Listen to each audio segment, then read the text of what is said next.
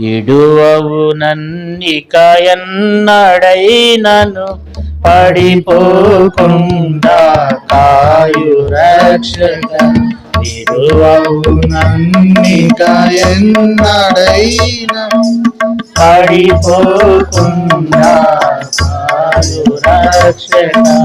పడిపోవు వారెల్లరినీ లేపెడివాడవు నీవే ప్రభు. పడిపోవు వారెల్లరినీ లేపెడివాడవు నీవే ప్రభు. విడువవు నన్నిక ఎన్నడైనను పడిపోకుండా కాయు రక్షక. విడువవు నన్నిక ఎన్నడైనను పడిపోకుండా కాయు రక్షక. ప్రభువా నీ దేవుడనై పలుమారులు పడు సమయములో ప్రభువా నీ దేవుడనై పలుమారులు పడు సమయములో ప్రేమతో జాలి దీన స్వరముతో ప్రియుడా నన్ను పైకెత్తితివి. ప్రేమతో జాలి దీన స్వరముతో ప్రియుడా నన్ను పైకెత్తితివి.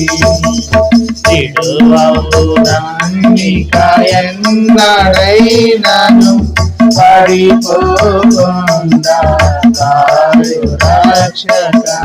విడువవు నన్నిక ఎన్నడైనను పడిపోకుండా కాయు రక్షక. ఈ మాటలు వినకాయోనా శిశుకునప్పుడు ఈ మాటలు వినకాయోనా శిశుకునప్పుడు సముద్రములో దూరుండగా చేపద్వారా చేసితివి. సముద్రములో మునుగుచుండగా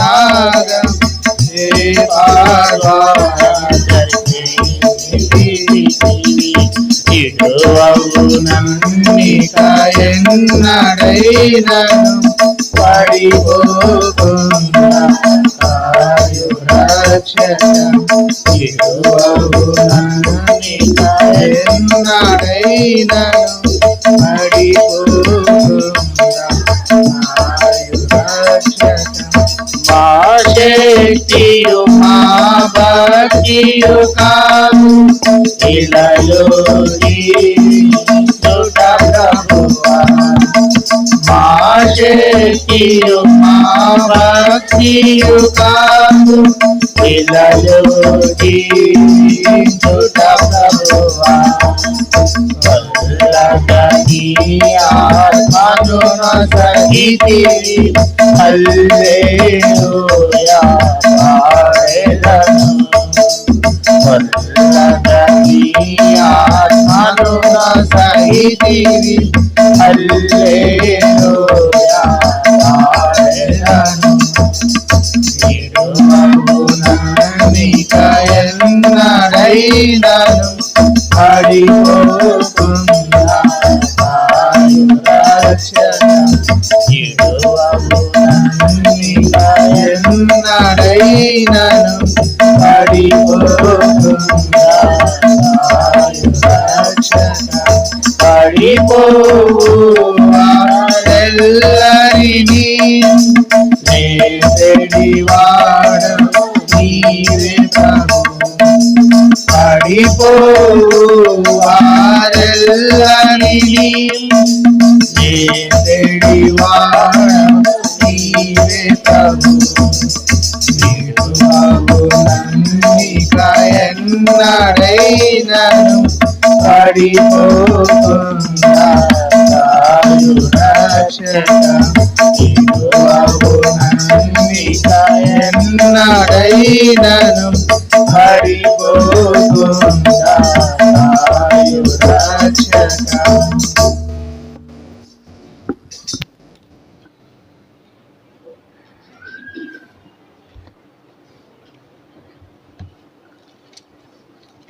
దేవుని వాక్యంలో నుండి యోనా గ్రంథము చూడండి 3వ అధ్యాయము. యోనా గ్రంథము 3వ అధ్యాయము. యోనా గ్రంథము 3వ అధ్యాయము 10వ వచనాన్ని అందరం కలిసి చదువుకుందాం. 10వ వచనం. యోనా గ్రంథం పాత నిబంధనలో పేజీ నెంబరు 763. Page number 763. 3వ అధ్యాయం 10వ వచనం. ఈ నినేవే వారు తమ చెడు నడతలను మానుకునగా వారు చేస్తున్న క్రియలను దేవుడు చూచి పశ్చాత్తాపుడై వారికి చేయుదునని తాను మాట ఇచ్చిన కీడును చేయక మానెను. దేవుడు ఇక్కడ పశ్చాత్తాపడుతున్నాడు. యోనా విషయంలో దేవుడు పశ్చాత్తాపుడై ఉంటే, అలాగే నినేవే పట్టణస్థుల విషయంలో కూడా దేవుడు ఏమై ఉన్నాడంట? పశ్చాత్తాపుడై ఉన్నాడు. దేవుడు పశ్చాత్తాపడుతున్నాడు. అంటే మనం పశ్చాత్తాపం అంటే మనం తప్పు చేసినప్పుడు, మనము చేయకూడదు చేసినప్పుడు, కానిగాడు మనం మాట్లాడినప్పుడు, నేను ఈ మాట మాట్లాడకుండా ఉండాల్సింది, ఈ పలుకు పలకకుండా ఉండాల్సింది, అరే నేను తప్పు చేశానని చెప్పి మనం పడతాం. కానీ దేవుడు ఎంత గొప్పవాడు అంటే, ఆయన ఏ తప్పు చేయకపోయినా ఆయన పరిశుద్ధుడై ఉన్నప్పుడు కూడా ఆయన పశ్చాత్తాపడుతుంది. మనం పడే పశ్చాత్తాపం వేరు, దేవుని యొక్క పశ్చాత్తాపం వేరు. దేవుడు మన ఎడల ఏం కలిగి ఉన్నాడు? ఆయన పశ్చాత్తాపుడై ఉన్నాడు. ఆయన పశ్చాత్తాపడేటువంటి దేవుడు. కాబట్టి ఆయన ఏం చేస్తూ వచ్చినాడంట? 10వ వచనములో ఈ నినేవే వారు చెడు నడతలు మానుకునగా వారు చేయుచున్న క్రియలను దేవుడు చూచి పశ్చాత్తాపుడై వారికి చేయుదురని తాను మాట ఇచ్చి కీడు చేయక మానెను. కాబట్టి దేవుడు చేద్దామన్న కీడు దేవుడు చేయకుండా మానుకున్నాడంట. దేవుడు వాళ్ళందరినీ కూడా దేవుడు మరి తన యొక్క కోపాగ్నితో, దేవుని యొక్క ఉగ్రతతో దేవుడు మరి ఆ పట్టణాన్ని పాడు చేయాలనుకున్నాడు. ఆ పట్టణాన్ని దేవుడు శిక్షించాలనుకున్నాడు.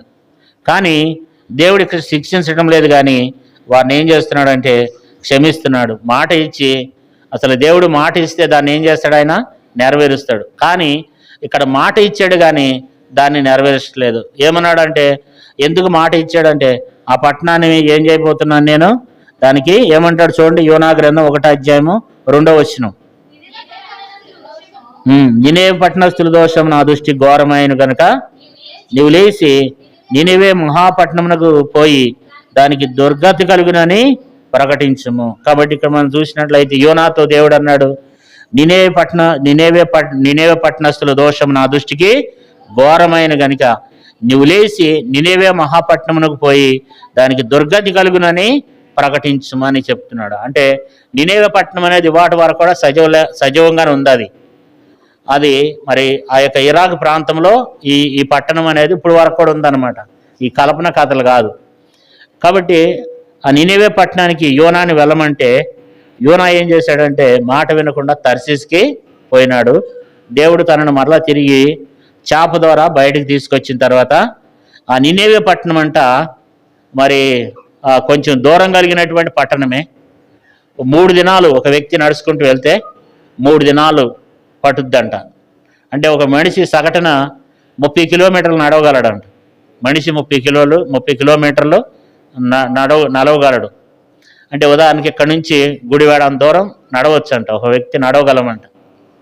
అంత దూరం ఒక వ్యక్తి నడుస్తాడంట. అలాంటిది 3 దినాలు ప్రయాణం, అంత దూరం. అది ఎంత దూరం? అది నినేవే పట్టణం. అంటే మనం చూసినట్లయితే 3వ అధ్యాయము 1వ వచనం. అంతటా యెహోవాకు 2వ మారు యోనాకు ప్రత్యక్షం ఇలాగ సెలవిచ్చును, నువ్వు లేచి నినేవే మహాపురమునకు పోయి నేను తెలియజేసిన సమాచారం దానికి ప్రకటించును.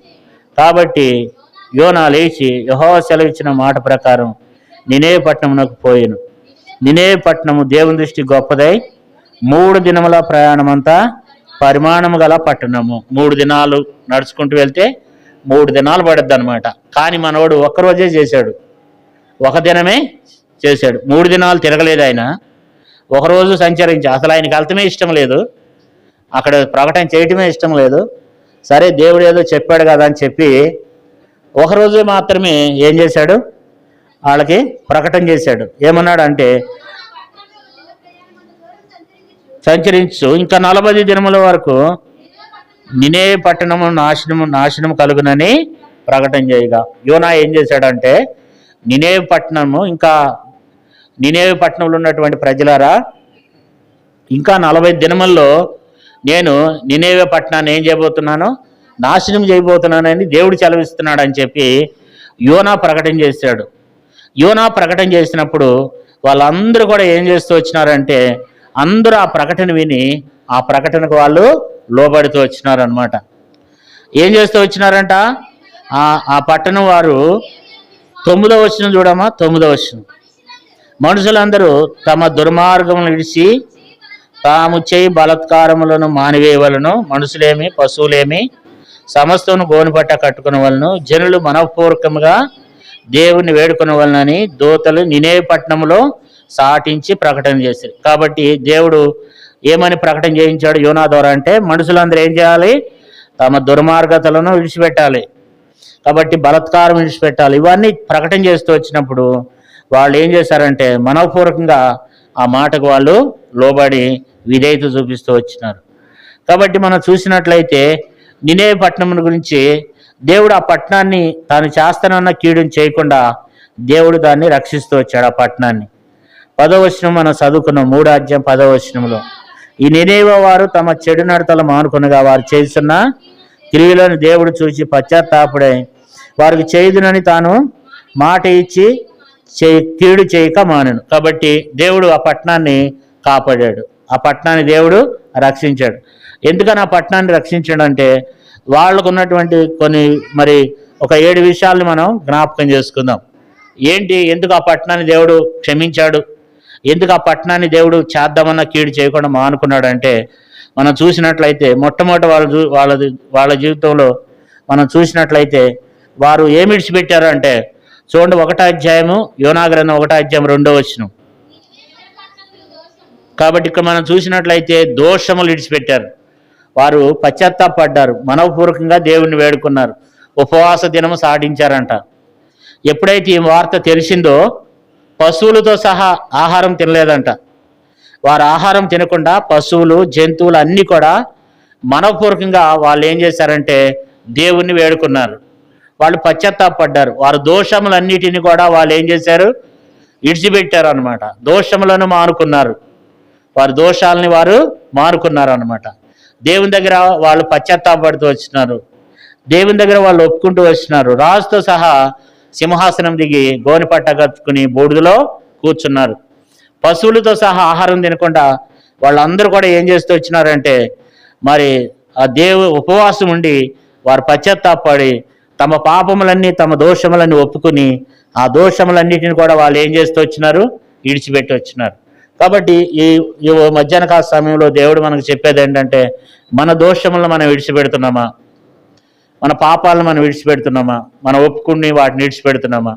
చాలాసార్లు మనం ఒప్పుకుంటున్నాము కానీ వాటిని మనం ఏం చేయలేకపోతున్నాం, విడిచిపెట్టలేకపోతున్నాం. ఒప్పుకోవటం అందరూ ఒప్పుకుంటాము కానీ వాటిని విడిచిపెట్టేది వారు మాత్రం కొందరే. కాబట్టి దేవుని బిడ్డలైనటువంటి మనకు దేవుడు నినేవే పట్టణస్థులకు దేవుడు ఏం చెప్తున్నాడు, వాళ్ళ విషయంలో దేవుడు ఏం కలుగున్నాడు, నినేవే పట్టణస్థుల దోషం నా దృష్టికి ఏమైపోయింది, ఘోరమైపోయింది. కాబట్టి ఆ పట్టణాన్ని నేను నాశనం చేయాలనుకున్నాడు, కానీ ఇప్పుడు ఆ వాళ్ళ దోషం ఘోరమైపోయింది దేవుని దృష్టికి. కానీ మరి వాళ్ళు ఏం చేశారంటే, ఇప్పుడు ఆ దోషాలను ఏం చేశారంటే వాళ్ళు విడిచిపెట్టినారు అనమాట.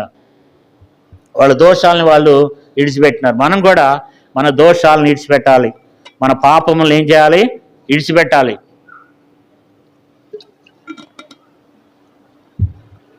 దేవుడికి విరోధమైనటువంటిది ఎక్కడ మనం దోషం చేస్తూ వచ్చినాము, ఎక్కడ మరి పాపం చేస్తూ వచ్చినాం. దోషం అంటే పాపం కంటే కూడా ఘోరమైంది అనమాట.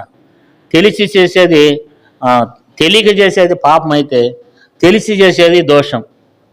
కాబట్టి వాళ్ళు తెలిసి వాళ్ళు చేసేది అది దోషం అనమాట. మనం కూడా చాలాసార్లు ఏం చేస్తుంటాం, తెలిసి చేయకూడదని తెలిసినా ఇది మాట్లాడకూడదని తెలిసినా, ఇట్లాంటి పనులు మనం చేయకూడదని తెలిసినా సరే మనం ఏం చేస్తుంటాం?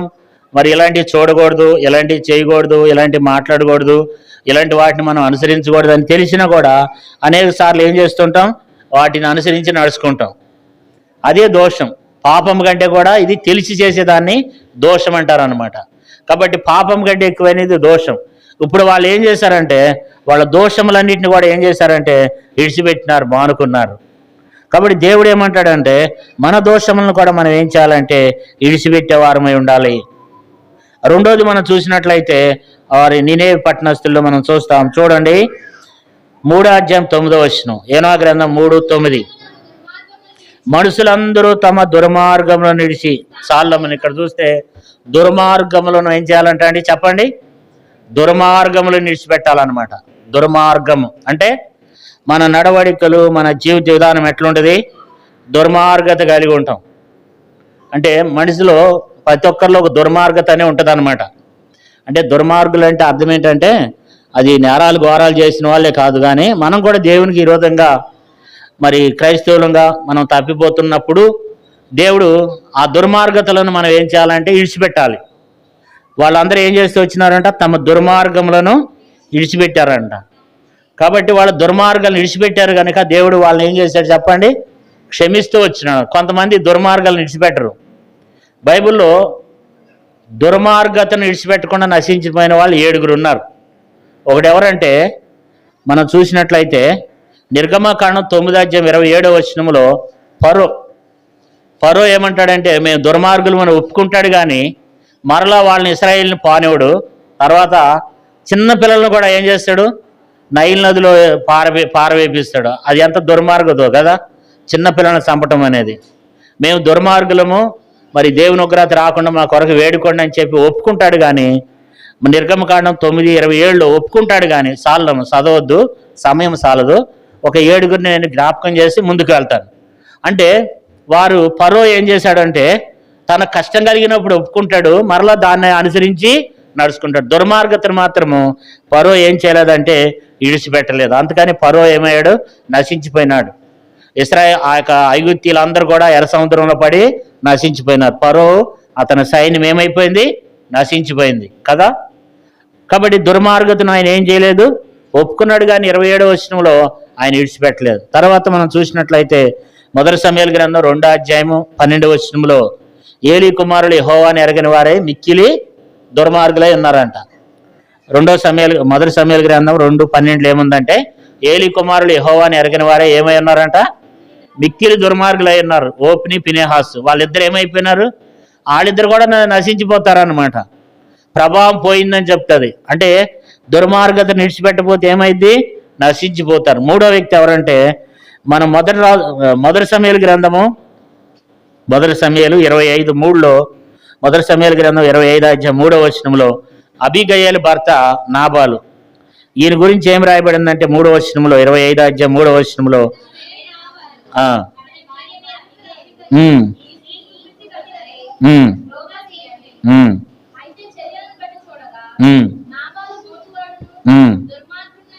కాబట్టి తన దుర్మార్గతను ఏం చేయలేకపోయినాడంటే ఎడవలేకపోతూ వచ్చినాడు అనమాట. అంటే దుర్మార్గతలో ఎడవనటువంటి వాళ్ళు ఉన్నారు బైబిల్లో చాలా మంది. అంటే వాళ్ళు తమ దుర్మార్గతను బట్టి వాళ్ళు ఏమైపోయినారు? నశించిపోయినారు. అయితే దేవుడు ఏమని చెప్తున్నాడంటే మనం నాబాలు వలె మనం ఉండకూడదు అంటాడు. 2 రాజుల గ్రంథము 3వ వ్యక్తిని కూడా మనం చూసినట్లయితే త్వరగా చూద్దాం. 2 రాజుల గ్రంథము 1 రాజుల గ్రంథము 1 రాజులు 13:33 యెరోబాము. 1 రాజుల గ్రంథము 13:33 యెరోబాము ఉన్నాడు. యెరోబాము కూడా దుర్మార్గుడు అని బైబిల్ చెప్తుంది. తన దుర్మార్గత నిలిచిపెట్టలేదు. యెరోబాము కూడా నశించిపోతాడు. తన రాజ్యం పోద్ది, తనకున్న సమస్తం కూడా పోతాయి అన్నమాట. మరి ఇప్పుడు ఎంతమంది చూస్తూ వచ్చాము? 4 చూస్తూ వచ్చాము. మొదట ఎవరు? ఫరో, తర్వాత ఏలీ కుమారులు, అబీగయలు భర్త నాబాలు, తర్వాత యెరోబాము, తర్వాత 1 రాజుల గ్రంథం 16:25 ఓమ్రి అనేటువంటి రాజు. 1 రాజుల గ్రంథము 16:25 ఓమ్రి అనేటువంటి రాజు కూడా దుర్మార్గంగా ప్రవర్తించాడు అనమాట. తమ దుర్మార్గత నిడిచిపెట్టక ఆ రాజు కూడా చనిపోతాడు. మనం తర్వాత ఇంటికి వెళ్ళినాక మనం చదువుకుంటే తెలుస్తుంది. తర్వాత ఆ రోజుగా మనం చూసినట్లయితే ఇశ్రాయేల్ రాజు అయిన అహజ్య మనం చూసినట్లయితే 2వ దినవృత్తాంతముల గ్రంథం 20వ అధ్యాయము 35వ వచనంలో ఉంటాడు. 2వ దినవృత్తాంతములు 20వ అధ్యాయము 35వ వచనంలో ఇశ్రాయేల్ రాజు అయిన అహజ్య, అంటే ఈ రాజు కూడా బహు దుర్మార్గుడు అనమాట. బహు దుర్మార్గుడు, దేవునికి విరోధంగా నడిచినటువంటి వ్యక్తి. ఈ వ్యక్తి కూడా ఏమైపోయాడంటే నశించిపోయినాడు. తర్వాత 7వ వ్యక్తిని మనం చూసినట్లయితే 2వ దినవృత్తాంతముల గ్రంథం 24వ అధ్యాయం 6వ వచనంలో అతల్య అనేటువంటి ఒక దుర్మార్గురాలు ఉంది, ఒక స్త్రీ. ఆమె కూడా దుర్మార్గంగా ప్రవర్తిస్తూ వచ్చింది కనుక ఆమె కూడా ఏమైపోయిందంటే చంపివేయబడద్దు అనమాట. అంటే మనం ఎందుకు జ్ఞాపకం చేసుకోవాలంటే మన దుర్మార్గతను బట్టి మనం నశించిపోకుండా ఉండాలని దేవుడు కోరుకుంటున్నాడు. ఇప్పుడు నినేవే పట్టణస్తులు ఏం చేశారు? నశించిపోయినారు కదా. నినేవే పట్టణస్తులు క్షమించబడుతూ వచ్చినారు. ఎందుకు క్షమించబడుతూ వచ్చినారు? వారు తమ దుర్మార్గులను ఏం చేశారు? వాళ్ళు విడిచిపెట్టినారు. దుర్మార్గతను ఎప్పుడైతే మనం విడిచిపెడతామో అప్పుడు మనం వర్ధిల్లుతాం, అప్పుడు మనం ఫలిస్తాం. ఇప్పుడు మనం చూసాం బైబిల్లో, మరి ఫరోను చూస్తూ వచ్చాము, ఏలీ కుమారులు నాబాలను చూసాం, యెరోబామును చూసాం, ఓమ్రీని చూసాం, అహజ్యాను చూసాం, అతల్యాను చూసాం. వీళ్ళంతా ఎవరంటే దుర్మార్గంగా జీవించి చివరికి హతమైనటువంటి వాళ్ళు రాజులు కనబడుతున్నారు అక్కడ.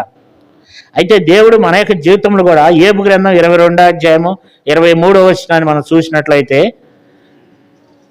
ఏబు గ్రంథం 22వ అధ్యాయము 23వ వచనాన్ని చదువుకుందాం. సర్వశక్తిని వైపు నువ్వు తిరిగిన ఎడలా నీ గుడారంలో నుండి దుర్మార్గమును దూరముగా తొలగించుకునే ఎడలా నువ్వు అభివృద్ధి పొందుతావు. అంటే దుర్మార్గతను ఎప్పుడైతే తీసుకున్నామో ఈ హృదయం అనేటువంటి గుడారంలో నుండి మన దుర్మార్గతను ఏం చేయాలంట? మనము తీసివేసుకోవాలంట. ఈ దుర్మార్గతను ఎప్పుడైతే మనలో నుంచి తొలగించుకుంటామో అప్పుడు మనం అభివృద్ధి పొందుతామని దేవుని వాక్యంలో ఏబు గ్రంథంలో చూస్తూ వచ్చాము. అంటే నువ్వు సర్వశక్తిని వైపు నువ్వు తిరిగిన ఎడలా నీ గుడారంలో నుండి దుర్మార్గమును దూరముగా తొలగించుకునే ఎడలా నీవు అభివృద్ధి పొందుతావు. కాబట్టి దుర్మార్గతను మనలో నుంచి దాన్ని మనం తొలగించుకోవాలి అని దేవుడు కోరుకుంటున్నాడు అనమాట. అంతేకాదు ఈ దుర్మార్గత ఏం చేస్తుందంటే మరణానికి తీసుకుని వెళ్తుంది.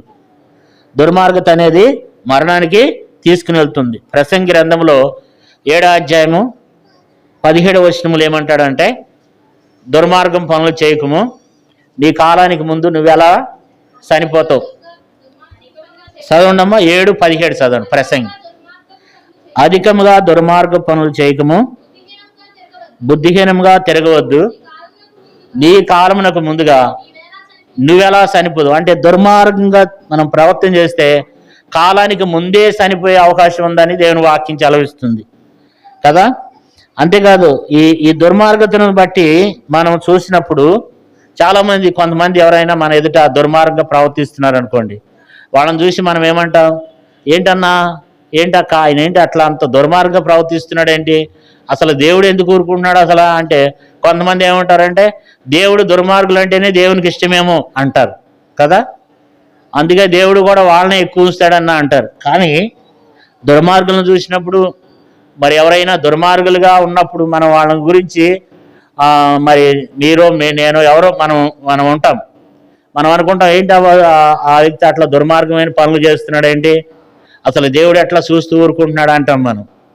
కానీ దేవుడంట ఆ విషయంలో దేవుడు ఎంతో మరి ఆయన ఆయాసపడతాడంట. మనం ఆ మాట అన్నప్పుడు దేవుడు అలాంటి వాళ్ళని ఎట్లా ఊరుకుంటున్నాడు, దేవుడు అలాంటి వాళ్ళని ఎలా క్షమిస్తున్నాడు అని మనం అనుకున్నప్పుడు అంట దేవుడు ఆయన ఆయాసపడతాడంట. చూడండి, మలాకి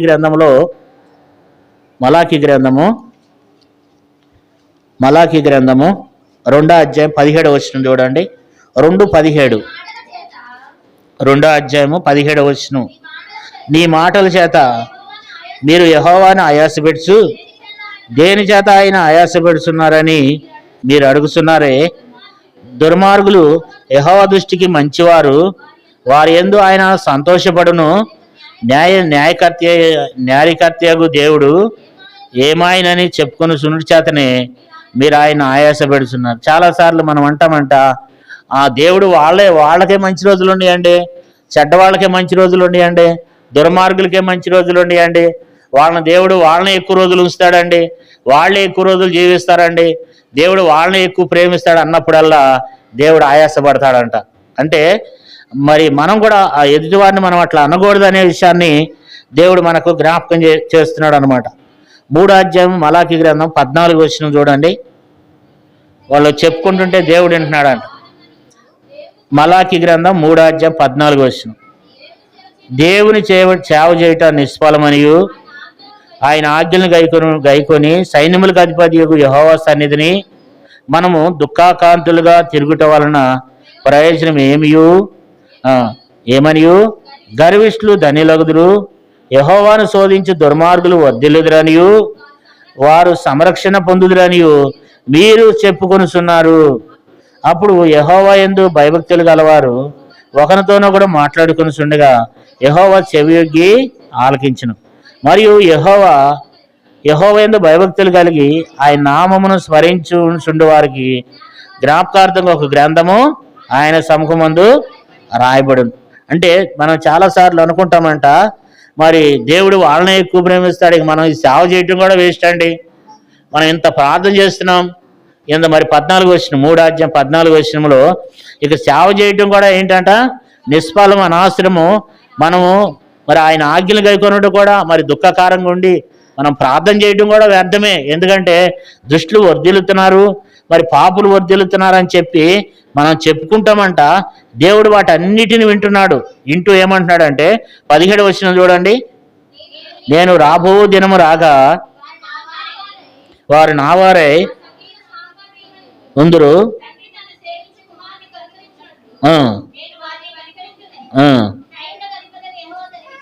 18వ వచనం చదవండి. అప్పుడు నీతి గలవారెవరు, దుర్మార్గులు ఎవరు, దేవుని సేవించే వారెవరు, ఆయన సేవింపని వారెవరు మీరు తిరిగి కనుగొందురు. అంటే ఒక దినాన్ని దేవుడు తీర్పులను తీసుకుని వస్తాడు. అంటే మనము అలాంటి వ్యక్తులంగా మనం ఉండకూడదని దేవుడు మనకు జ్ఞాపకం చేస్తున్నాడు. ఇక్కడ మనం చూస్తే వాళ్ళు ఏమి విడిచిపెట్టారంట, దుర్మార్గతను ఏం చేశారు, వాళ్ళు విడిచిపెట్టారంట. కాబట్టి దేవుడు మనకు కూడా చెప్తున్నాడు. యెహెజ్కేలు గ్రంథం చూడండి, 5వ అధ్యాయం 6వ వచనంలో, యెహెజ్కేలు గ్రంథము 5వ అధ్యాయము ఇది కాదు, క్షమించండి, ఇరిమియా గ్రంథం 33వ అధ్యాయము, ఇరిమియా గ్రంథం 36వ అధ్యాయం 3వ వచనం చదవండి. 36:3 ఇరిమియా 36:3 ఇరిమియా గ్రంథము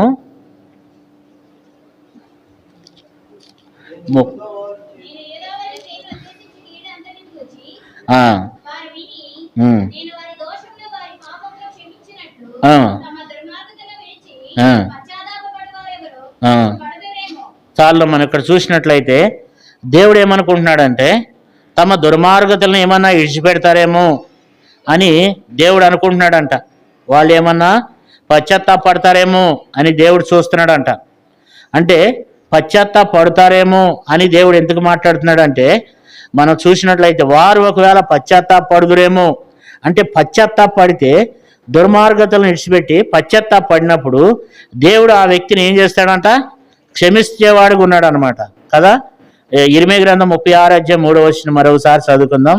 నేను యూదా వారికి చేయనుద్దేశించు కీడంతని గురించి వారు విని నేను వారి దోషమును వారి పాపమును క్షమించినట్లు తమ దుర్మార్గతను విడిచి పశ్చాత్తాపడుదురేమో. అంటే దేవుడు ఎప్పుడు కూడా ఏం కోరుకుంటున్నాడు అంటే మనము విడిచిపెడితే దేవుడు క్షమిద్దామని కోరుకుంటున్నాడు అనమాట. దేవుడు ఇక్కడ ఏమంటాడంటే నేను యూదా వారికి చేయనుద్దేశించిన కీడంతని గురించి వారు విని నేను వారి దోషమును వారి పాపమును క్షమించినట్లు తమ దుర్మార్గతలను విడిచిపెట్టి పశ్చాత్తాపడుదురేమో. అంటే దేవుడు ఎప్పుడు కూడా మనలో నుంచి ఏం చూస్తున్నాడంటే మన దుర్మార్గతను, అంటే దుర్మార్గత అంటే ఎవరో దొంగలో వ్యభిచారులు అట్లాంటి కాదండి. దేవుని ఆజ్ఞ ప్రకారం మనం జీవించకపోతే, దేవునికి ఇష్టం లేని వారంగా భక్తిహీనంగా మనం జీవించినప్పుడు ఆ పేరు అనేది మనకు వర్తిస్తుంది. దాన్ని మనం అర్థం చేసుకోవాలి. అంటే మనం పశ్చాత్తాపడి మరి తమ దుర్మార్గతలు మనం విడిచిపెట్టి పశ్చాత్తాపడితే దేవుడు క్షమించాలని కోరుతున్నాడు అనమాట.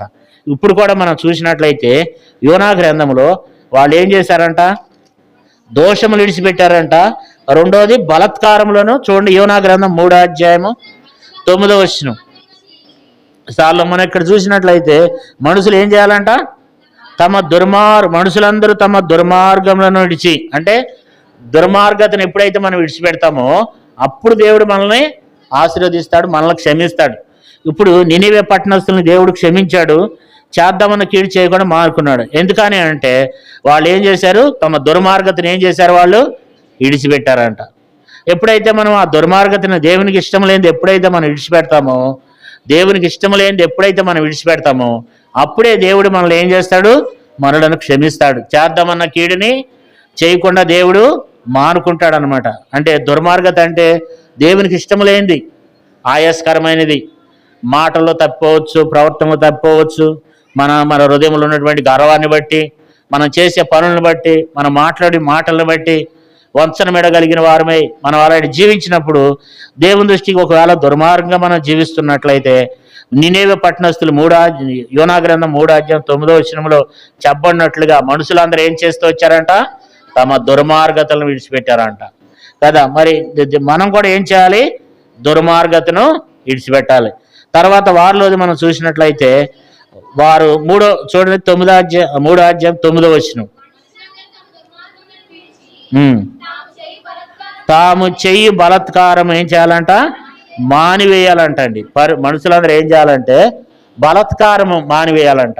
బలత్కారం అంటే ఏంటి అంటే ఎదుటి మనిషికి ఇష్టం లేకపోయినా బలవంతం చేసేది బలత్కారం అంటారనమాట. అంటే ఒకళ్ళకి విరోధంగా చేసే పనిని, ఒకళ్ళకి నష్టాన్ని కలిగించేటువంటి పనిని, ఒకళ్ళకి కష్టాన్ని కలిగించేటువంటి పని, దాన్నే బలత్కారం అంటారనమాట. ఇప్పుడు ఒక ఆమెను ఏం చేశారు, ఒక డాక్టర్ గారిని హైదరాబాద్లోని ఎక్కడో దిశ అంటారు కదా, ఆమెను ఏం చేశారంటే ఒక నలుగురు కలిసి వాళ్ళు ఏం చేశారు, ఆమెని మరి పాడు చేశారు కదా. అప్పుడు వాళ్ళు ఏం చేశారు, వెంటనే పోలీసులు వాళ్ళని ఎన్కౌంటర్ చేశారు వాళ్ళ నలుగురిని. అప్పుడు లోకమంతా ఏమన్నారంటే చాలామంది మంచి పని చేశారండి, ఆమెని పాడు చేసినందుకు వీళ్ళ కాలు చమ్మటం మంచి పని అయిందని చాలామంది వాళ్ళకి సపోర్ట్ చేశారు. కొంతమంది అది తప్పని కూడా అన్నారు. అంటే బలత్కారం అంటే నష్టపరచడం, ఒక వ్యక్తికి విరోధంగా ప్రవర్తించడం, ఒక వ్యక్తిని నష్టంలోకి తీసుకురావటం. ఈ బలత్కారం అనేది కూడా వాళ్ళు ఏం చేస్తూ వచ్చినారంటే, ఇక్కడ ఎవరు లేరు బలత్కారులు, కానీ దేవుని వాక్యంలో ఉంది కనుక మనం జ్ఞాపకం చేసుకుందాం. అంటే వాళ్ళ బలత్కారంలో వాళ్ళు నినేవే పట్టణస్తులు కూడా ఎలాంటి వాళ్ళు అంటే బలత్కారులు అనమాట. అంటే బలవంతంగా ప్రజలను పట్టి పీడిస్తూ వచ్చేవాళ్ళు అనమాట. కాబట్టి బలత్కారులు అంటే మనం చూసినట్లయితే ఆదికాండము 6:11 చూడండి. ఆదికాండం 6:11 భూలోకం దేవుని సన్నిధిని చెడిపోయిండును, భూలోకం బలత్కారంతో నిండి ఉందంట. దేవుడు చూస్తూ వచ్చినప్పుడు బలత్కారంతో నిండి ఉంది. అంతేకాదు 13 చూడండి.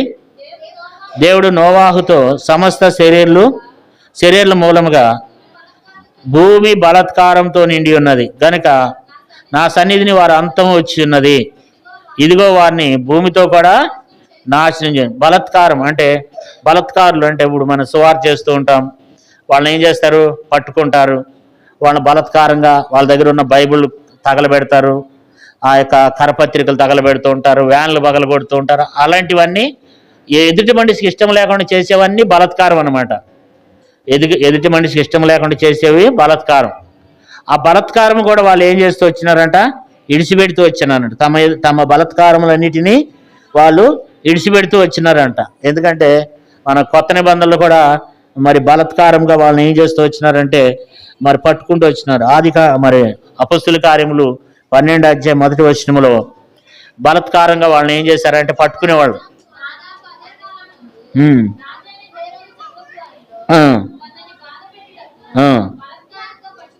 కాబట్టి అట్లా బలత్కారం అంటే బాధ పెట్టడానికి, అంటే ఇతరులను బాధ పెట్టేది బలత్కారం. అట్లా బాధ పెట్టాలి, వాళ్ళని ఏదో చేయాలి అనేది బలత్కారం అనమాట. అయితే ఇప్పుడు మనం చూసినట్లయితే నినేవే పట్టణస్తులు కూడా ఏం చేస్తూ వచ్చినారంట, తమ బలత్కారంలోనే ఏం చేసేవాళ్ళు మానివేస్తూ వచ్చారనమాట. కాబట్టి తర్వాత మనం చూసినట్లయితే ఇప్పుడు ఎన్ని విషయాలు చూసాం, దోషాలని మానివేస్తారు, తర్వాత దుర్మార్గతను మానివేశారు, తర్వాత బలత్కారమును కూడా మానివేశారు. తర్వాత మనం చూడండి చదువుకుందాం 3:10 చదవండి. ఈ నినేవే వారు తమ చెడు నడతలను మానుకునగా, చాలా మనం ఇక్కడ చూస్తే చెడు నడతలు మానుకోవాలి. చెడు నడతలు అంటే దేవునికి ఇష్టం లేనిది ఏదైనా సరే అది చెడు నడతే. మనం మాట్లాడే మాటల్లో, మనం చూసే మన చూపులో, మన తలాంపుల్లో. కాబట్టి దేవునికి ఇష్టం లేనిది ప్రతిదీ చెడు నడతే. వాళ్ళు ఏం చేశారంటే చెడు నడతలను ఏం చేశారంట, వాళ్ళు మానుకున్నారంట. తమ చెడు నడతలను విడిచారు కదా. మరి తమ చెడు నడతలను మానుకున్నారు అంటే మనం కూడా దేవుడు ఏం చెప్తున్నాడంటే మన చెడు నడతలను ఏం చేయాలి, మనం మానుకోవాలి. దేవునికి ఇష్టం లేనిది చెడుతనం. అది ఏదైనా కావచ్చు, చిన్నదే కావచ్చు, పెద్దే కావచ్చు కదా. చెడుతనం అంటే తమ చెడు నడతలను ఏం చేశారు, వాళ్ళు మానుకున్నారు. మనకు కూడా దేవుడు ఏం చెప్తున్నాడంటే మరి మన చెడుతనాన్ని మనం ఏం చేయాలి చెప్పండి, మానుకోవాలి. మానుకున్నప్పుడు దేవుడు ఏం చేస్తాడు, మనలను క్షమిస్తాడు, మనల్ని ఆశీర్వదిస్తాడు, దేవుడు మనల్ని దీవిస్తాడు. ఇది వాస్తవం అన్నమాట.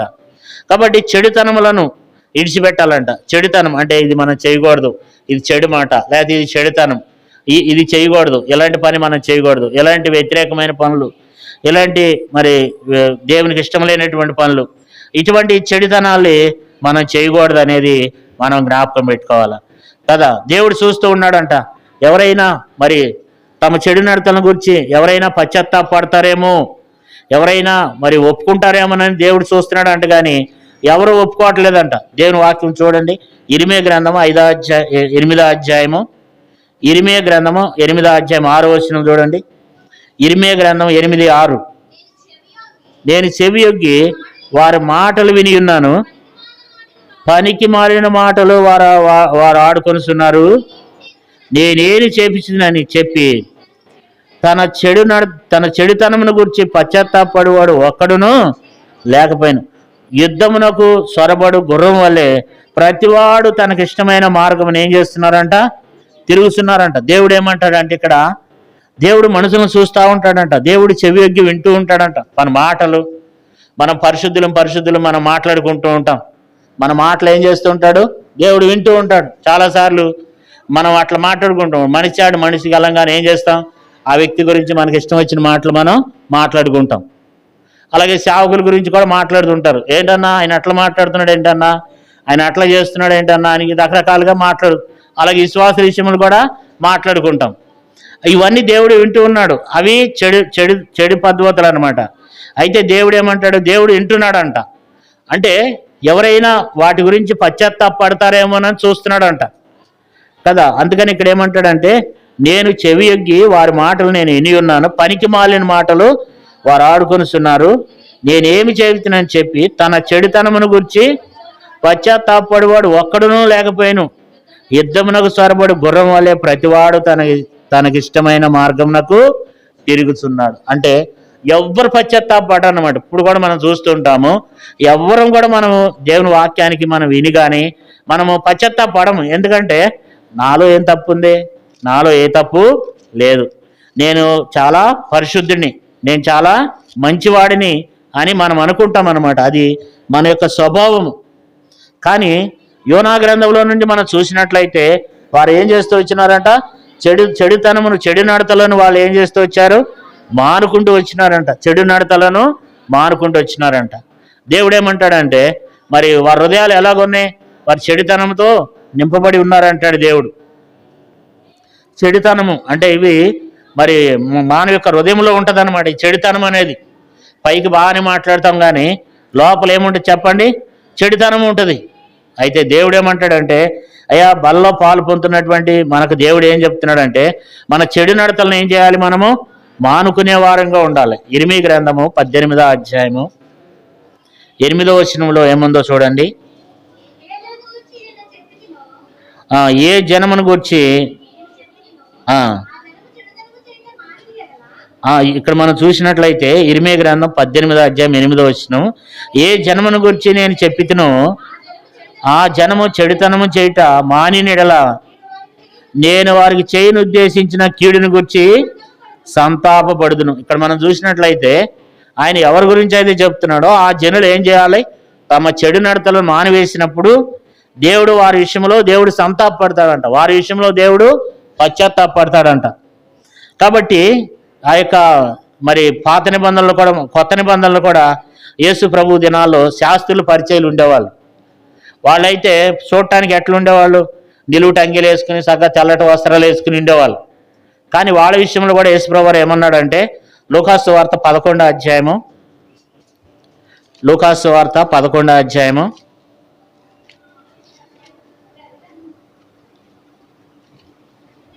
దేవుని వాక్యంలో వాళ్ళ గురించి యేసుప్రభువారు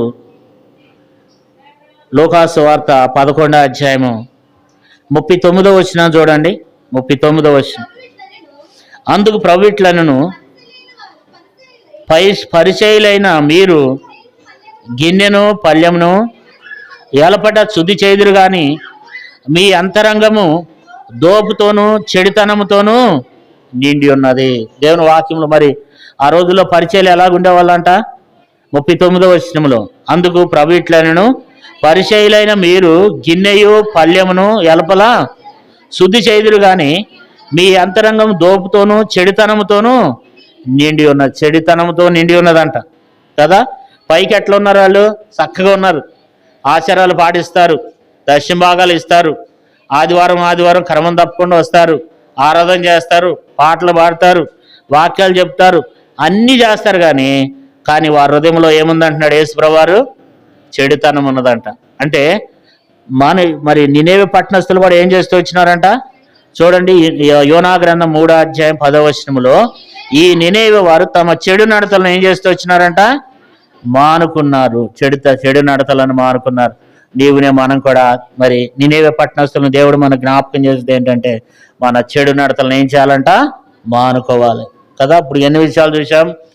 దోషాలు చూసాము, దుర్మార్గతలను విడిచిపెట్టారు, బలత్కారం విడిచిపెట్టారు, చెడు నడతలను విడిచిపెట్టారు, తర్వాత వారు అవన్నీ విడిచిపెడుతూ వచ్చినారు. అంతేకాదు వాళ్ళు మరి యోనా వెళ్ళి ప్రకటన చేస్తే యోనా మాటని దేవుని మాటగా వాళ్ళు ఏం చేస్తూ వచ్చినారు?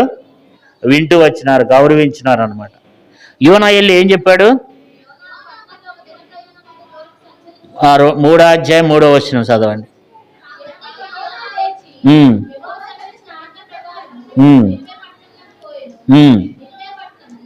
నినివే పట్టణము దేవుని దృష్టికి గొప్పదై 3 దినముల ప్రయాణమంతా పరిమాణం గలదై పట్టణం. యోనా పట్టణంలో 1 దిన ప్రయాణము దూరము సంచరించచ్చు. ఇక 40 దినముల్లో నినివే పట్టణము నాశనం కలుగునని ప్రకటన చేయగా, అంటే యోనా ఇల్లు ఏం చెప్పాడంటే ఇంకా 40 దినాల్లో దేవుడు ఈ నినివే పట్టణాన్ని నాశనం చేయబోతున్నాడు అనగానే వాళ్ళు ఏం చేశారంటే వెంటనే ఇది ఎవరి మాట? ఇది ప్రకటించింది ఎవరు? యోనానే. కానీ ఇది ఎక్కడి నుంచి వచ్చింది? ఈ మాట దేవుని వద్ద నుండి వచ్చింది. వాళ్ళని దేవుడికి క్షమించడానికి గల కారణం ఏంటంటే ఆ యొక్క ప్రవర్త వచ్చి ఈ నినేవే పట్టణానికి ఇంకా 40 దినముల్లో దేనికి దుర్గతి పట్టబోతుంది, ఈ పట్టణాన్ని దేవుడు నాశనం చేయబోతున్నాడు 40 దినములు అన్నప్పుడు ఆ చెప్పినటువంటి ప్రవర్త మాటలు విని వెంటనే వాళ్ళు ఏం చేశారు చెప్పండి? వాళ్ళు దోషములు విడిచిపెట్టారు, దుర్మార్గతలు విడిచిపెట్టారు, బలత్కారములు విడిచిపెట్టారు, చెడుతనములు విడిచిపెట్టారు అనమాట కదా. వాళ్ళు ఉన్నటువంటి మంచి విషయం ఏంటంటే 5వదిగా వాళ్ళు ఉన్నటువంటి మరి ఆ యొక్క మరి దేవుని మాటను, సేవకుని మాటను దేవుని మాటగా విన్నారు. మనం ఈ దినాన దేవుని ఉగ్రతను గురించి మనం ప్రకటిస్తున్నాం. ఎవరైనా వింటున్నారా? అందుకని దేవుడు ఏమన్నాడంటే విమర్శ దినమునంట నినేవే పట్టణంలో ఉన్నటువంటి వారంట మన మీద నేరస్థాపన చేస్తారంట. నినేవే పట్టణస్థులు ఏం చేస్తారు? మన మీద నేరస్థాపన చేస్తారంట. అయ్యా మీకు ఎంతో వాక్యాన్ని వాళ్ళకి అందిస్తూ వచ్చినారు, అక్కడ మీ వాక్యాన్ని ఎంతో ప్రకటిస్తూ వచ్చినావు, మీ సేవకుల ద్వారా ఎంతో వాక్యం వాళ్ళకి వెల్లడైతూ వచ్చింది, కానీ వాళ్ళు వాక్యం వినలేదు. కాబట్టి మీ దాసుల మాట వాళ్ళు వినకుండా వస్తున్నారని చెప్పి వాళ్ళు ఒక దినాన్ని ఏం చేస్తారంటే వాళ్ళు నేరస్థాపన చేస్తారంట. దేవుని వాక్యంలో మత్తయి సువార్త 12వ అధ్యాయము చూడండి. మత్తయి సువార్త 12వ అధ్యాయము 41వ వచనం చదువుకుందాం.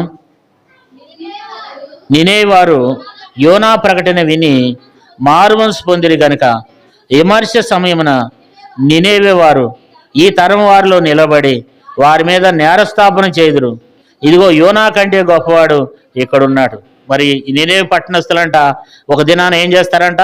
మన మీద నేరస్థాపన చేస్తారంట. అక్కడ మీ దాసుని ద్వారా పలుకుతూ వచ్చినటువంటి మాటలు వినలేదు, వాళ్ళు తోసివేస్తూ వచ్చినారు, దోషములను విడిచిపెట్టలేదు, దుర్మార్గతలను విడిచిపెట్టలేదు, బలత్కారం విడిచిపెట్టలేదు, చెడు నడతలను విడిచిపెట్టలేదు. కాబట్టి వాళ్ళ జీవితం అలాగే ఉన్నది. కాబట్టి వాళ్ళు మారుమనసు పొందలేదు. వాళ్ళంట నినేవే పట్టణస్తులు ఏం పొందారంట అమ్మ చెప్పండి? మారుమనసు పొందారంట కదా. మారుమనసు పొందుతున్నామా? ఎంత వాక్యం వింటున్నాం? మరి మనం ఈ రోజుల్లో వాక్యం ఎంత విస్తారంగా అయిపోయింది కదా. టీవీలో ఎంత వాక్యం వింటున్నాం, ఇంటర్నెట్ ద్వారా, సెల్ ఫోన్ ద్వారా, ఎక్కడ చూసినా మనకు మైకులు మోగుతున్నాయి, ఎక్కడ చూసినా మరి దేవుని యొక్క మాటలు వినపడుతున్నాయి. మారుమనసు పొందుతున్నామా? మారుమనసు పొందకపోతే దేవుని నామానికి ఎంత అవమానం. ఒక వ్యక్తి మారుమనసు పొందకపోతే దేవుని నామానికి అవమానం. ఒక వ్యక్తి ఎప్పుడైతే ఒక వ్యక్తి మారుమనసు పొందలేదో ఆ వ్యక్తిని బట్టి దేవుని నామానికి అవమానం కలుగుతుంది. ఈ వ్యక్తి కూడా చర్చికి వెళ్తున్నాడా, ఈమె కూడా చర్చికి వెళ్తుందా అని చెప్పి లోకస్తులు మనం చూస్తారండి.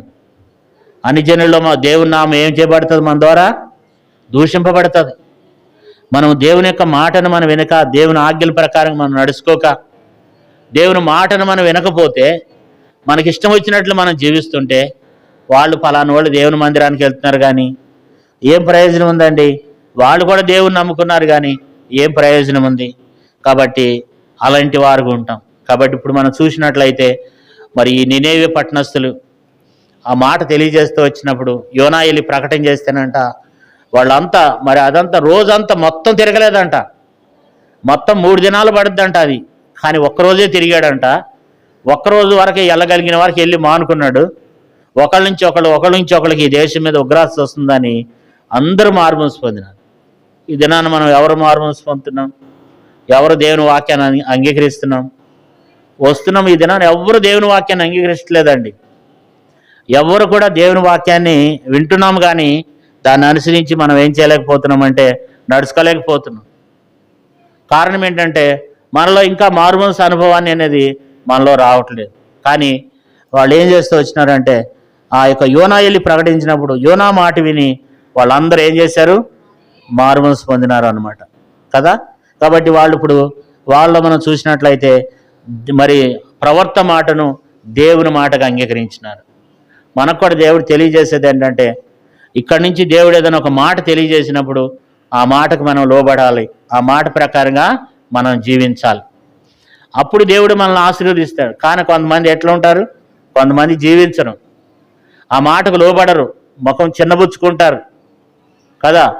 ఏదన్నా సేవకుడు ఏదైనా ఒక మాట చెప్పిండు అనుకో, ఆ మాట ప్రకారం మనం చేయం కానీ ఇంతలా మాట మాట్లాడతాడా, ఇలాంటి మాట మాట్లాడతాడా అని పగతో ఏం చేస్తుంటాం? ఇంకా దూరంగా జీవిస్తూ ఉంటాం.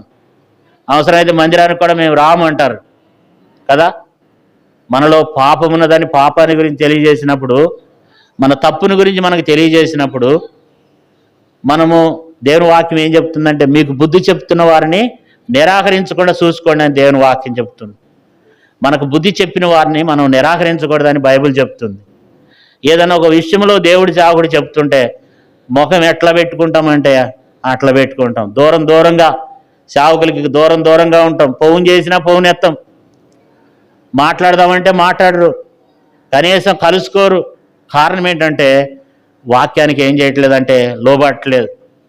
ఇది అనేక మంది దేవుని మాటకు ఏం చేయట్లేదు? లోబట్టలేదు. ఆయన చెప్తే మేము వింటామా? ఇట్లా చాలామంది మనం చూస్తూ ఉంటాం. మన జీవితాలు ఎలాగున్నాయంటే అందుకని వాళ్ళు ఏం చేస్తారంట, ఎంత వాక్యం విన్నా సరే వాళ్ళు ఏమైపోయినారంటే మరి మన మీద వాళ్ళు ఏం చేస్తారంట? నేరస్థాపన చేస్తారంట కదా. కాబట్టి మరి తర్వాత మనం చూసినట్లయితే 6వ విషయం చూడండి. వారు దేవుని యందు ఏం చేశారంట? విశ్వాసం ఉంచారంట. చూడండి 3వ అధ్యాయం 5వ వచనం, యోనా గ్రంథం 3వ అధ్యాయం 5వ వచనం. నినే పట్టణపు వారు దేవుని యందు విశ్వాసం ఉంచి ఉపవాస దినము సాటించి గనులేమి అలుపులేమి అందరూ గోని బట్టలు కట్టుకున్నారంట. ఆ మాట చూడంగానే అందరూ దేవుని యందు విశ్వాసం. మనం ఈ దినాన్ని మనం విశ్వాసం ఉంచుతున్నామా? దేవుడు రాకడ సమీపిస్తుంది, ప్రభు దినం సమీపిస్తుంది, మారుమనసు పొందండి అమ్మా, దేవుడు రాకడ వచ్చేస్తుంది. మరి మీరు అంతా కూడా విశ్వసించండి, నమ్మండి. రేపు ఏం జరుగుద్దో మీకు తెలియదు. మరి రోజులు గడిచిన కొద్దీ నేమా కొడుకులు మానుకోవద్దు కదా. వాళ్ళు ఏం చేస్తూ వచ్చినారు? ఎప్పుడైతే తెలిసిందో వాళ్ళందరూ ఏం చేశారంట? విశ్వాసం ఉంచి వాళ్ళు ఉపవాస దినం సాటించారంట. గనులేమి అలుపులేమి అందరూ గోని బట్ట కట్టుకున్నారంట. ఈ సంగతి రాజునకు వినపడగానే రాజు కూడా సింహాసనం మీద నుండి దిగి రాజవస్త్రం తీసివేసి గోనె పట్ట కట్టుకుని బూడిదలో కూర్చున్నాడంట. ఎంత మరి వాళ్ళు ఎంతగా వారు దేవుని యందు విశ్వాసం ఉంచినారో, ఎంతగా ఆ వాక్యానికి వాళ్ళు లోబడ్డారో. దేవుని యందు మనం కూడా విశ్వాసం ఉంచాలి, దేవుని మాటను నమ్మాలి. రేపే ప్రభు రాకడ రావచ్చేమో. దినాలు చెడ్డవి, రోజులు గడిచిపోతున్నాయి, సంవత్సరాలు గడిచిపోతున్నాయి. ఆత్మీయంగా మనం ఎలాగున్నాం, మనం ఏ స్థితిలో ఉన్నాం, మనం దేవుని యందు విశ్వాసం ఉందా, మనలో అవిశ్వాసంతో జీవిస్తున్నాం, దేవుని మాటను ఏది మనం నమ్మని స్థితిలో ఉంటున్నాం. అయితే దేవుడు అంటాడు, ఈ దినాల్లో మనకు దేవుని వాక్యం ఏం చెప్తుంది చెప్పండి? ఎవరైనా సంఘ ప్రార్థనకు వస్తున్నారా? స్త్రీల కొడుకు వస్తున్నారా? ఉపవాస ప్రార్థనలకు వస్తున్నారా? రావటం లేదు. ఎందుకంటే అంచె దినాల్లో ఉన్నాం, అపాయకరమైన దినాల్లో ఉన్నాం, మరి మరణాపాయ దినాల్లో ఉన్నాం. ప్రభువు రాకడ రాబోతుందని చెప్తున్నప్పుడు మనం ఎంత నిర్లక్ష్యం చేస్తున్నాం. బైబిల్ ఏం చెప్తుంది మనకు? ఆ దినము సమీక్షించిన కొలది. ఏ దినమంట?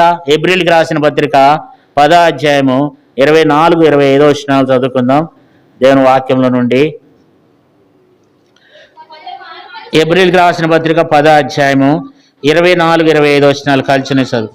కొందరు మానుకొనుస్తున్నట్టుగా సమాజముగా కూట మానక ఒకరినొకడు హెచ్చరించుచు ఆ దినము సమీపించిన కొలది, మీరు చూచిన కొలది మరి ఎక్కువగా అలాగు చేసు ప్రేమ చూపుటందు సత్కార్యములు చేయటందును ఒకరినొకరు పురుగొలుపుకొనవలనని ఆలోచిద్దాం. పురుగొలుపుకొనాలి. ఒకరినొకరు ఏం చేయాలంట? అక్కడ కిందే ఉంది, రెండేసి రేపవలను. మనం ఏం చేస్తున్నాం? ఒకళ్ళు కూడా పురుగొలుపుతున్నామా? అన్న సంఘ ప్రార్థనకి వెళ్ళాలి, అక్క స్త్రీల గుడికి వెళ్ళాలి, అన్న ఉపవాస ప్రార్థనకి వెళ్ళాలి, అక్క ఉపవాస ప్రార్థనకి వెళ్ళాలి. ఒకరిని కూడా పురుగొలుపుతున్నామా?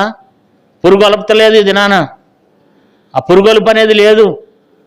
కాబట్టి నియమంగా కూడుకోవడం. దేవుని వాక్యం ఏం చెప్తుందంటే సమాజంగా కూట ఏం చేయొద్దంట? మానుకొనక. బైబిల్ ఏం చెప్తుంది? కొందరు మానుకొనుస్తున్నట్లు సమాజంగా కూట మానక ఒకరినొకడు ఏం చేయాలంట? హెచ్చరించాలంట. హెచ్చరిస్తున్నామా? రాని వాళ్ళని ఎవరైనా మనం హెచ్చరిస్తున్నామా? అన్న ఎందుకు రావట్లేదు, అక్క ఎందుకు రావట్లేదు అని మనం చూస్తున్నాము. కానీ మనకెందుకులే, వాళ్ళే వచ్చేవాడు వస్తాడు, పోయేవాడు పోతాడు. కాబట్టి మనం హెచ్చరిక చేయట్లేదు, మనం పురుగొలపట్లేదు. ఆత్మీయ విషయాలు పురుగొలపట్లా. వేరే విషయాల్లో అయితే నెంబర్ 1గా పురుగొలపాలంటే మనల్ని మించడం లేరు. ఇళ్ళన్నీ తిరిగేస్తామన్నమాట పురుగొలపడానికి. ఆత్మీయ విషయాల్లో దేవుని మందిరానికి సంఘ ప్రార్థనకు రావట్లేదు, నియమా కొడుకులకు రావట్లేదు. మరి మనం పురుగొలపాలి కదా, పురుగొలపట్లేదు. దేవుని వాక్యం ఏం చెప్తుంది? మనం చూసిన కొలదంట. కొందరు మానుకున్నట్లు సమాజంగా కూట మానక ఒకరినొకడు ఏం చేయాలంట? హెచ్చరిక చేస్తూ ఆ దినము సమీపించుట మీరు చూసిన కొలది మరి ఎక్కువగా అలాగే చేసు. కాబట్టి మరి ఎక్కువగా అలాగే చేయాలంట. ప్రేమ చూపుటకు సత్కార్యములు చేయటకును ఒకరికొకరు ఏం చేయాలంట? పురుగొల్పుకోవాలి. దేవుని మందిరానికి రావాలి. మరి వాళ్ళు ఏం చేశారు? దేవుని మాట వినగానే ఏం చేశారు? యోనా వచ్చి ప్రకటన చేయగానే వెంటనే వాళ్ళు అందరూ కూడా ఏం చేశారంటే ఉపవాసం ఉండి విశ్వాసం ఉంచి వాళ్ళు ఉపవాస దినము సాటించి, కాబట్టి అందరూ దేవునికి మొరపెట్టి ప్రార్థన చేస్తూ వచ్చినారు కదా. మనం చూస్తూ వచ్చాం, వాళ్ళు దోషములను విడిచిపెట్టారంట, దుర్మార్గములు విడిచిపెట్టారంట, బలత్కారములు విడిచిపెట్టారంట, చెడు నడతలను విడిచిపెట్టారంట. సేవకుని మాట దేవుని మాటగా వారు అంగీకరించారంట, దేవుని యందు విశ్వాసం ఉంచారంట. తర్వాత చివరిగా మనం చూసినట్లయితే 7వ విషయం నేను చెప్తాను ఏంటంటే దేవుని ఉగ్రతకు వాళ్ళు ఏం చేశారు? భయపడ్డారు. దేవుని ఉగ్రత వస్తుంది, దేవుడు రాకడ రాబోతుంది, దేవుని ఉగ్రతకు భయపడుతున్నామా? వచ్చినప్పుడు చూద్దాంలన్నా. ఎప్పటి నుంచో చెప్తున్నారు యేసుప్రభు వస్తున్నాడని. ఎక్కడ వస్తున్నాడు? రావట్లేదుగా. వచ్చినప్పుడు చూద్దాం. వాళ్ళు అట్టగా చెప్తారండి, 2000 సంవత్సరాల నుంచి చెప్తున్నారు వస్తుందని. ఇట్లా మనం ఏం చేస్తున్నామంటే దేవుని ఉగ్రతకు మనం భయపడలే. మన లోకంలోనికి వెళ్ళి అన్ని జనుల మధ్యలోనికి వెళ్ళి దేవుడు రాకడ రాబోతుంది, దేవుని యొక్క ఉగ్రత రాబోతుంది, అగ్నిగుండం ఉందామని చెప్తే వాళ్ళు గడగడ వణిగిపోతున్నారు, వాళ్ళు భయపడిపోతున్నారు. అయ్యో నిజమే కదా, దేవుడు రాకడ వస్తుందంట, అగ్నిగుండం ఉందంట, పాతాళలోకం ఉందంట. అన్ని జనులు గడగడ వణిగిపోతారు, కానీ మనం మాత్రం ఏం చేయట్లేదు చెప్పండి? దేవుని ఉగ్రతకు మనం భయపడట్లేదు. దేవుని ఉగ్రత భయంకరంగా వస్తుంది. దేవుడు ఖచ్చితంగా ఒక దినాన దేవుడు మన మీదకి ఉగ్రతను తీసుకుని వస్తాడు. అయితే వాళ్ళు ఏం చేస్తూ వచ్చినారంటే దేవుని ఉగ్రతకు భయపడ్డారు. ఇక్కడ దేవుని ఉగ్రతకు భయపడటం ద్వారా ఇవన్నీ వస్తాయి. మనం ముఖ్యంగా మనలో దేవుని యొక్క భయం ఎప్పుడైతే ఉందో అప్పుడే అన్నీ చేయగలం. మనం దేవుని యొక్క భయం ఎప్పుడైతే మనలో లేదో మనం ఏది చేయం. దేవునికి భయపడ్డారు, ఎందుకంటే నిజమే కదా, దేవుడు 40 రోజులు చెప్పాడంట దేవుడు ఉగ్రతను దేవుడు కుమ్మరిస్తాడేమో అని చెప్పి దేవుని యొక్క ఉగ్రతకు వాళ్ళు ఏం చేస్తూ వచ్చినారు? భయపడుతూ వచ్చినారు. ఈ దిన దేవుని ఉగ్రతకు భయపడుతున్నామా? పంచభూతములు మహావేంద్రంతో ఏమైతాయంట? లయమైపోతాయంట. భూమి ఆకాశం సముద్రం అందులో ఉన్న సమస్తం కాలిపోతాయంట. కాబట్టి మరి మనం భయపడుతున్నాం, ఉగ్రతకు భయపడుతున్నామా? దేవుడు అక్కడ వచ్చేస్తుందేమో, లేకపోతే నేను చనిపోతే మరి నరకానికి వెళ్ళిపోతానేమో. ఇక్కడ కూర్చున్న వాళ్ళకి ఏమన్నా భయం ఉందా? ఇక్కడ ఇంతమంది కూర్చున్నారు, నేను పరలోక రాజ్యానికి వెళ్తానని గుండె మీద చేసి చెప్పండి. నేను పరలోక రాజ్యానికి ఖచ్చితంగా వెళ్తా అనే నమ్మకం నీకుందా? లేదు. ఆ నమ్మకం మనలో లేదు. కానీ మనం భయపడట్లేదు. చనిపోతే ఎక్కడికి వెళ్తాం? అగ్ని ఆరదు, పురుగు సావదు. కాబట్టి దేవుడు ఎందుకు పెట్టాడు మనల్ని? సేవకులు ఎందుకు? బైబిల్ ఎందుకు? దేవుని మందిరం ఎందుకు? ఇవన్నీ ఎందుకండి? దేవుడు ఎందుకు పెట్టాడు వీటన్నిటిని? మనం భయపడటానికి. వాటిని విని మనం భయపడాలి, మనం సరి చేసుకోవాలి. దేవుని ఉగ్రతకు మనం భయపడాలి. దేవుని ఉగ్రతకు ఎప్పుడైతే మనం భయపడతామో అప్పుడు దేవుని నామానికి మహిమ కలుగుద్ది. మనం ఏది చేయకూడదో అది చేయకుండా ఉంటాం. దేవుని ఉగ్రతకు మనం భయపడుతున్నామా? భయపడితే ఏం చేస్తాం చెప్పండి? దేవుని భయం ఉంటే ఏం చేస్తాం? 9ంటికంటే ఎప్పుడు వస్తాం మనం? ఎప్పుడు? 10ంటికి వస్తారు, 11ంటికి వస్తారు. ఇట్లా మనకి ఇష్టమైనప్పుడు వస్తామన్నమాట. దేవుని భయం లేకపోతే వచ్చినాక కూడా తిరగగా ఉంటారు అనమాట. ఎన్నిసార్లు చెప్తానంటే నేను, బయట తిరగొద్దండి, బయటే తిరుగుతూ ఉంటారు అనమాట. బళ్ళేసుకు తిరుగుతూ ఉంటారు, ఆడి తిరుగుతారు, ఏడు తిరుగుతారు. అంటే మాట భయం లేని స్థానం అన్నట్టు. మనం ఒక మాదిరికరంగా ఉండాలి, ఒక రోల్ మోడల్గా ఉండాలి. కానీ మన ద్వారా ఎంతో నష్టాన్ని తీసుకుని వస్తున్నాం. కానీ దీని వెనకాల దేవుని యొక్క హస్తం ఉంటుంది, దేవుని యొక్క ఉగ్రత ఉంటుంది. ఆ విషయాన్ని మనం గమనించాలన్నమాట. కాబట్టి మారుమనసు పొందాలి. మారుమనసు పొందితే, దేవునికి భయపడితే, బైబిల్లో రాయబడింది దేవుని భయపడటం ద్వారా అంట. ప్రకటన గ్రంథం 14వ అధ్యాయంలో దేవునికి భయపడటం ద్వారా దేవునికి మహిమ కలుగుద్ది అంట. 14వ అధ్యాయము 7వ వచనం చదవండి.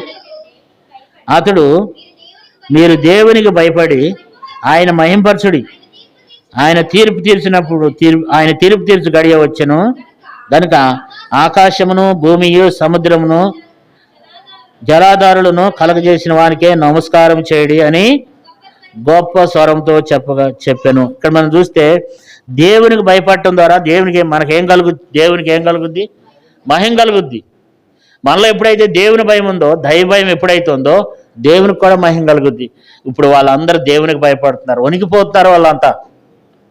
వాళ్ళంతా పశ్చాత్తాపడుతున్నారు, వాళ్ళంతా గడగడ వణికిపోతున్నారు. దేవుని ఉగ్రతకు, అమ్మో దేవుని ఉగ్రత వచ్చేస్తుందేమో, దేవుని తీర్పు వచ్చేస్తుందేమో అని చెప్పి వాళ్ళు భయపడిపోయి అందరూ మారుమనసు పొందేశారు, అందరు రక్షణ పొందేశారు. కాబట్టి ఈ దినాన్ని మనం ఎలాగున్నాం? నేనేవే పట్టణస్థులు మనకు దేవుడు జ్ఞాపకం చేస్తున్నాడు. దైవ భయం అనేది మనకు అవసరం. దేవుని భయం ఎవరిలో అయితే ఉంటుందో వాళ్ళని దేవుడు ఆశీర్వదిస్తాడు. దేవుని బిడ్డలారా, మనకు దైవ భయం కావాలా? సమయానికి వెళ్ళటం నేర్చుకోవాలా, సమయానికి రావటం నేర్చుకోవాలా, దేవుని ఆజ్ఞలను పాటించి నేర్చుకోవాలి. మనుషులకు కాదు మనం భయపడేది, దేవునికి మనం భయపడటం నేర్చుకోవాలి. ఎప్పుడైతే మనం అలాంటి వారంగా ఉంటామో దేవుని సన్నిధిలో కూడా భయపడటం నేర్చుకోవాలి. ఇవన్నీ మన జీవితంలో ఎంతో అవసరం. ఇప్పుడు మనం చూస్తూ వచ్చినాము వాళ్ళ జీవితంలో మరి దేవుడు మనకు ఏం జ్ఞాపకం చేస్తూ వచ్చినాడు? వాళ్ళ దోషములను ఏం చేశాడంట దేవుడు?